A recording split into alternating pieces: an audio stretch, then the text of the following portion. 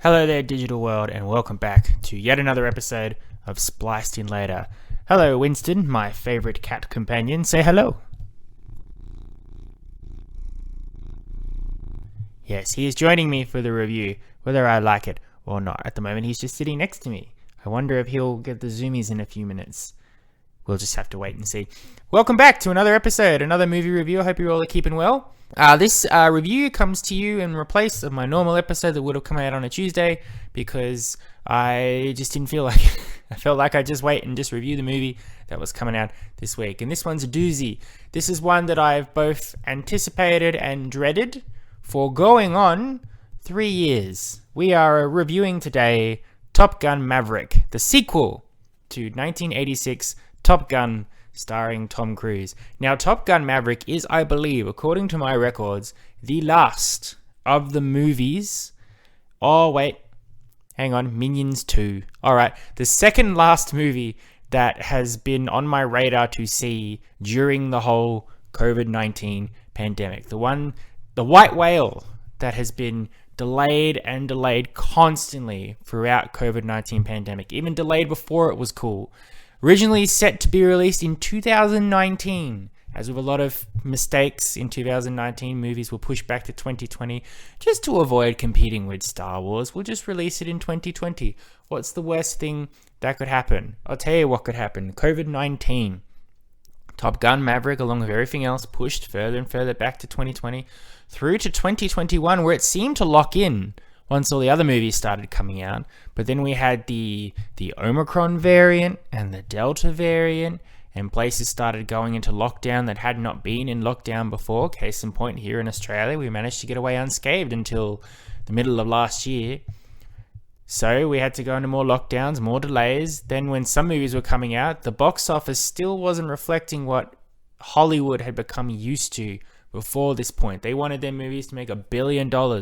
And when movies like The Suicide Squad weren't pulling in what they expected it to, they started to panic. Top Gun specifically, they panicked and pushed it back a whole year again to 2022, which I think was a mistake on their part, because at the time when it should have been released, Shang-Chi and the Legend of the Ten Rings came out, No Time to Die came out, Venom Let There Be Carnage came out, and they did well. So then it became a point of maybe the box office doesn't reflect the pandemic fears. I mean, it might a little, but it may also just be that people just weren't interested in some of the movies that weren't seeking a profit. And I guess you could say the panic is, were people actually excited for a Top Gun sequel? They may not have been in 2019, but by the time you get to 2022 and you've seen 9 trailers for Top Gun Maverick, and ironically, funnily, in my cinema, they never bothered to update the trailer. So every time I saw it in front of nearly every movie this year, it kept saying, in 2020, Maverick returns. And that just made me giggle. But finally, it has been released. I got in and saw it at an advanced screening here. I don't know how it's been released in the world. It seems like a lot of people have already seen it and reviewed it. So this review may disappear into the ether. But if you're here in Australia, you can see it from today. So if you're listening here and you want to have my thoughts and opinions before you see it, you're welcome to. If it hasn't been released in America or the UK, great, fantastic. Let's be real, I'm sure there's only 4 of you listening to me right now who may have already clicked away, but thanks for listening. Let's talk about Top Gun Maverick. Now, the original Top Gun, it's strange. I've never seen such a split when it comes to how people react to this movie. It reminds me a lot of how people think of Forrest Gump, or how people kind of think of Avatar 2009 now. It seems to be, you either love this original Top Gun with a passion, you think it's one of the greatest movies ever made, the highest point in Tom Cruise's career and the 80s and film in general, or you think it's the worst thing that's ever been made, an absolute trash of a film, terrible acting, terrible story, terrible visuals, nothing good about it, and you can't understand why it is such the hit that it is. And that's crazy. It shows up everywhere I look. I've got a 1001 movies book to see before you die. Top Gun's in there, but the article for it is less than enthusiastic. It's one of the smaller articles in the book, and it just sort of says Tom Cruise, Goose, Planes, Iceman, You know what it is. If you like it, you like it. Which is strange for a book like that. I know people in both of these camps, people who love this movie to death and people who literally vomit in their mouths when you talk about Top Gun with them. Me, specifically, personally, I don't really have strong feelings one way or another. I don't mind Top Gun. I think it's a perfectly adequate movie. I also don't think it's the greatest movie ever made. I don't think it's terrible. I think it's just a movie. It is a perfect reflection of the 80s movie in terms of action stars meet romance. It is a very, very time capsule film of what Tom Cruise was like in the 1980s, what a Tom Cruise vehicle was, which was cheesy melodrama, over-the-top acting, forced romance, and weird energy from Tom Cruise that you don't get anymore. But I also have a bit of a soft spot for the whole Top Gun planes flying thing because I grew up watching the TV show Jag. I guess I was a 40-year-old man when I was a kid because I really liked Jag. One of the exciting things about Jag was one of the characters used to fly F-14s, F-18s, whatever they're called. I'm going to get the plane terminology mixed up, so whatever. There was a lot of helicarriers and missions and stuff like that, and they often used a lot of footage from Top Gun on the show. And I get a kick out of movies like Top Gun where a bunch of characters are all thrown in together with personalities that don't really gel with each other, and they all hate each other at the start, but they have to learn the value of teamwork and to work together and overcome odds. And then there'll be a tragic circumstance that will happen during the film which sets everybody back, but then they have to pull together for one last jab at the mission they want to do. You know, it's the Rocky formula, it's the Karate Kid formula, it's a league of their own, it's all of that stuff. Now, to talk about Top Gun Maverick means I might spoil a bit of Top Gun, a movie that came out decades ago, so I apologize for that in advance. But it seems like nobody else cares because I've also been watching a lot of TV. A lot of TV shows are acknowledging the fact that Top Gun Maverick is coming out, and every single show I've watched where they've talked about it have spoiled the big thing in the movie. So I'm going to do it now because I can't talk about much else unless it's there. So if you really don't want to know what this happens in Top Gun, I guess go away and watch Top Gun and then come back. But in that movie, Tom Cruise played Maverick. He was a young hotshot pilot who got sent to train at Top Gun, which was an academy for the best pilots in the world. And when I say in the world, I mean America, of course. They have all crazy call signs. Maverick had his Rio, I think it is, the person who sits in the back seat of his plane, Goose, played by Anthony Edwards. They were a very solid best friends. They knew each other's family and their kids and all of that. And they, if you look at it in a high school perspective, they were the good characters, not the nerds or the jocks. They were somewhere in between. Then you had Val Kilmer's Iceman, who was a bit snobbish and up himself and thought he was better than everybody else, and he clashed with Maverick a lot. And then through a series of events where Maverick just can't learn to work as a team, he's all about number one. He feels the need for speed. He wants to be the best. He wants to woo all the pretty girls, all of that stuff. A bad circumstance comes to play where his plane gets into trouble. They have to eject. Goose ejects a bit too early. Bye-bye, Goose. He's dead. Maverick obviously very upset after that, but eventually has to come to terms with everything and realize he shouldn't blame himself, but he should also learn from his mistake here, whatever. Then they have to shoot down some planes. Maverick says to Iceman, "You can be my wingman anytime." Everybody has a hug after playing shirtless volleyball on the beach. There's a love interest there, but no one gives a shit about that. That's about it. Now, depending on your tastes, either that really, really, really works for you or it makes you vomit. Whatever. That's irrelevant to this movie because I have to say, having seen Top Gun Maverick, I think it's a fantastic movie. It may be one of the best movies of the year. And I think it is better than it has any right to be. I think it somehow will work as a successful sequel to Top Gun, but also just be a good movie on its own for people who didn't like Top Gun or didn't watch the first Top Gun can appreciate this film. So it checks all the boxes. You want nostalgia? You want to see Maverick and Iceman? You want to see Highway to the Danger Zone? You want to see the F-14s? You want to see the Top Gun pilots, the flying, all of that? This movie's for you. if you just want to see a great movie about a not a washed up pilot, but certainly a man at the end of his career who hasn't really advanced or gone anywhere, have to teach a bunch of young recruits how to do a particular flying maneuver so they can take out an evil enemy base while learning to all the different rules and experience and need for working as a team and believing in oneself, but also watching out for each other, you got it.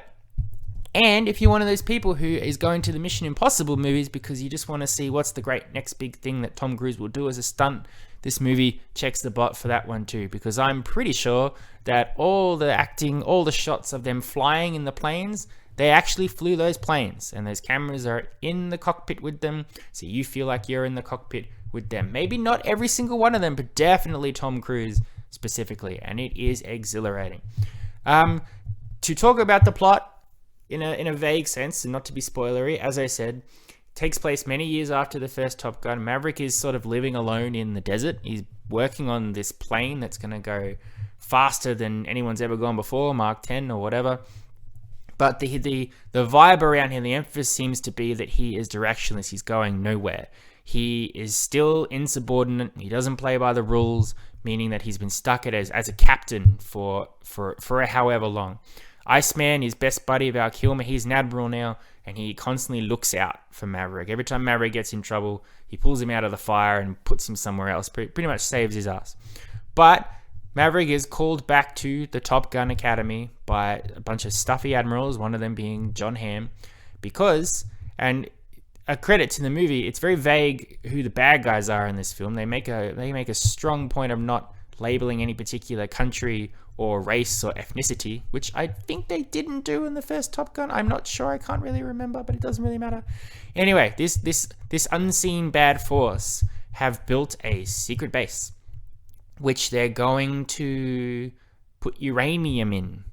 And they've built it in a very secure location where nobody can get close to drop bombs. No aircraft, no helicarriers or planes overhead like that, because they've got all the surface-to-air missiles, and it's buried deep in this canyon, mountainy range place, so that any of the planes that the Top Gun pilots fly, the only way they can get to it without being shot out of the sky is fly below radar through all these twists and turns and go up really fast and down really fast without passing out, and then they've got to have a 1 in a million shot to blow this thing up. Does that sound familiar? Does that sound like Star Wars to you? Because that's what it is. It's basically they got to blow up the Death Star, but instead of the rebels, it's Maverick and the Top Gun pilots.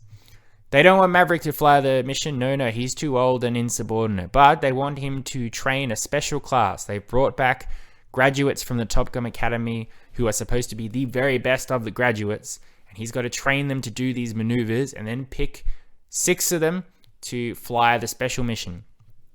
Seems easy enough. You've got your hothead, your Iceman 2.0 with a character called Hangman. You've got a dorky Rio pilot called Bob. He doesn't have a call sign. They just call him Bob. We've even got Monica Barbero as a female Top Gun pilot. Oh my God, wow, we're really coming ahead in the 30 years since the last film. But the wrinkle on the icing cake, if that's even a saying, is one of the pilots, Rooster, is in fact Goose's son. So obviously there's a lot of tension because Maverick blames himself for Goose's death. I believe Rooster probably does as well. Also, Maverick has interfered with his dream to become a pilot, possibly to protect him. We don't exactly know why, but that tension is there. Rooster doesn't think Maverick's going to actually let him fly on the mission no matter what he does. Maverick's trying to teach him that, yeah, he does. He's just looking out for him, whatever. And that's basically it. You have, for the first 2/3 in the movie, just a training movie, a team building exercise where everybody with their distinctive personalities has to learn to overcome what's tearing them apart and bring them together, even Maverick and Rooster. Then our last half of the movie is actually flying the mission that they need to complete.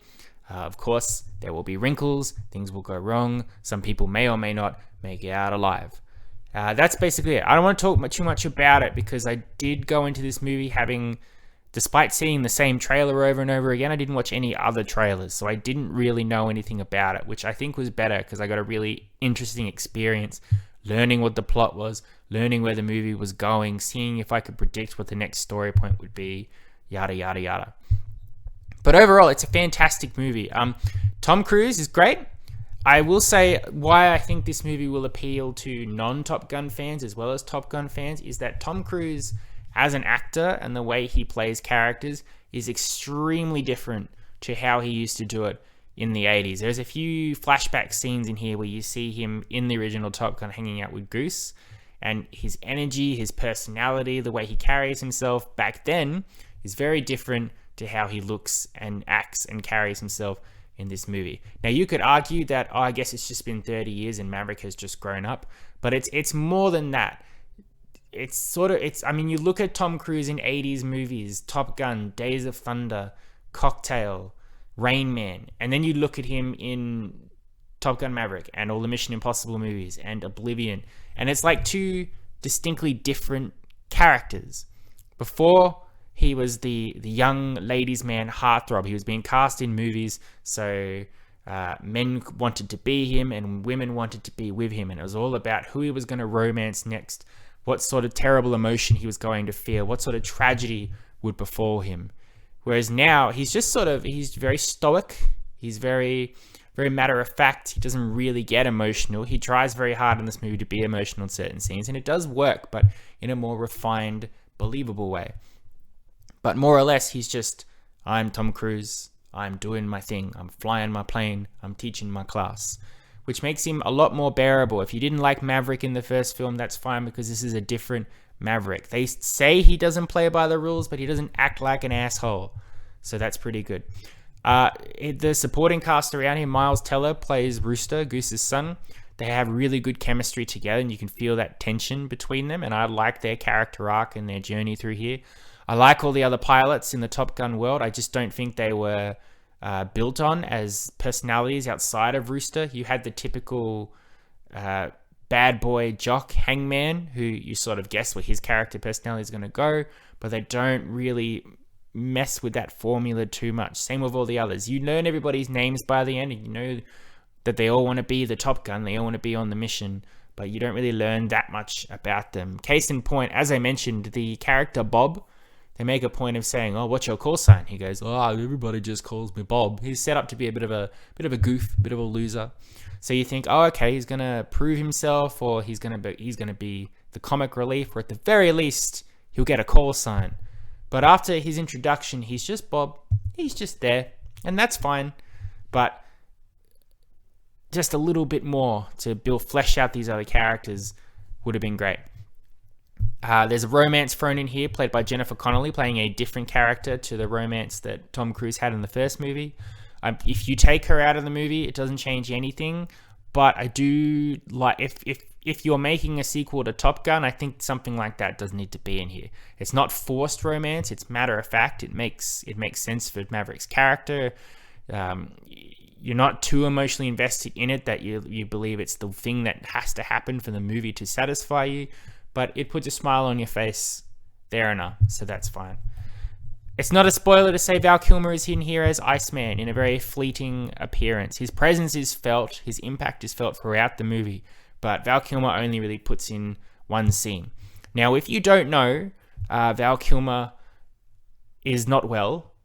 He has been suffering from a disease. I don't know what the disease is, but he's had it for quite some time. He hasn't really been acting. I feel like he retired from acting and has come back to do this. I know there was that controversy years ago when he appeared in some movie with Michael Fassbender. I think it was The Snowman or something, and he just got lambasted with critique on his acting and just saying he was completely insane and he lost the plot and he was all over it. He was all over the place and he was really ridiculed for it. But I think whatever he is suffering from is pretty rough. So I think it's good that they didn't force him to be in this movie more than he had to be. But his one scene that he is in with Tom Cruise is a very powerful, important moment in the film, and Val Kilmer completely sells it, which is great. I thought it was fantastic, and I feel like it was the cherry on top of this movie. You couldn't really have Top Gun without Iceman. It was great. It was fantastic stuff. The story, as I said, it's pretty matter of fact. It's exhilarating. It's exciting. It's a little slow to begin with, and it sort of goes off the rails very briefly in the last act, where I wasn't quite sure what they were doing and where they were going with it. They had completed their mission per se, but then there was a hiccup thrown in which launched a completely different act in the movie. And at that point I felt like, what's happening here? Do we need this bit? This seems to be a bit strange. Is this comedy? Is this action? But somehow they brought it back around to an even more satisfying conclusion and action piece at the end. So I give them props for that. They had me wondering, but they did pretty good. Furthermore, they do really good at not making a film that's just nostalgia. A lot of these sequels for movies that came out in the 80s or 70s, as I said, it's nostalgia over substance. It's references. It's remembered this. It's remembered that. It's these things rather than actually focusing on a movie. It has a very strong, very powerful nostalgic part in the opening where it's pretty much beat for beat, looks and feels the same as the original Top Gun opening, with that Harold Faltermeyer music, the Danger Zone song, focusing on the sun coming up with the planes on the air carrier and all of that stuff. The text talking about Top Gun pilots, the font that establishes where people are in the movie looks very 80s. But it's sort of like it's there to go, yes, this is a Top Gun sequel. Remember Top Gun? You liked Top Gun? We're aware of Top Gun. Now we're going to tell this story that completely stands on its own and does not rely on you going, remember Top Gun, to appreciate it. It was an extremely satisfying balance. And finally, as I said, it's impressive how much of this is not CGI.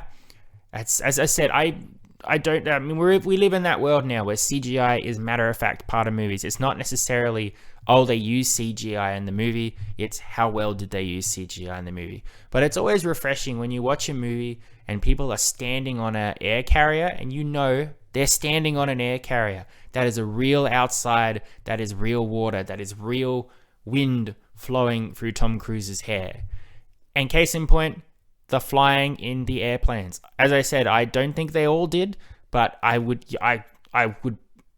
believe it 100%. I'm speechless by how real it looks where everybody's flying around. I'm convinced that the majority of them were filming all their scenes flying actual airplanes, and the cameras were put in the cockpit with them because it just looks and feels so real. And this way of shooting the film completely enthralls you in the story and the action, because you're in the cockpit with these characters. You're there with Maverick as he flips through all these different mountains, and he spins and barrels, and he nearly passes out from hitting Mach 10 Gs, whatever.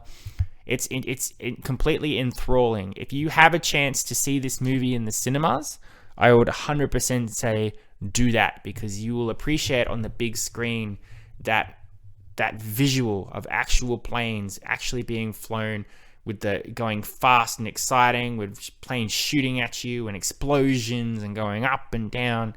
It really, really pulls you in to feel like you're actually in the cockpit with all these people. And it's extremely exhilarating, and it's definitely the best part of the movie. Overall, Top Gun Maverick gets a 9 out of 10 from me, which is absolutely shocking. A sequel to Top Gun, a movie which I'm fairly indifferent to, should not be as good and as entertaining as it was, but it absolutely was. If you loved Top Gun, you'll love this film. Of course you will. But if you didn't like Top Gun, I would say still give this one a try, because you can detach it from the original Top Gun and just watch it as its own movie, and I think you'll still have a good time with it. Whether it's the interesting story arc of training the pilots, going on the suicide Death Star Wars mission, the character drama of Maverick and Rooster, or just seeing Tom Cruise fly a plane at fucking the speed of light. It's pretty impressive. Highly recommend it. Definitely go and see it. It's about time it came out. Now I never have to see that same trailer ever again. But great film. Check it out if you can. Could be the best film of the year. We'll have to wait and see. Thank you very much for listening. I hope you've enjoyed. I've certainly enjoyed talking about this film with you.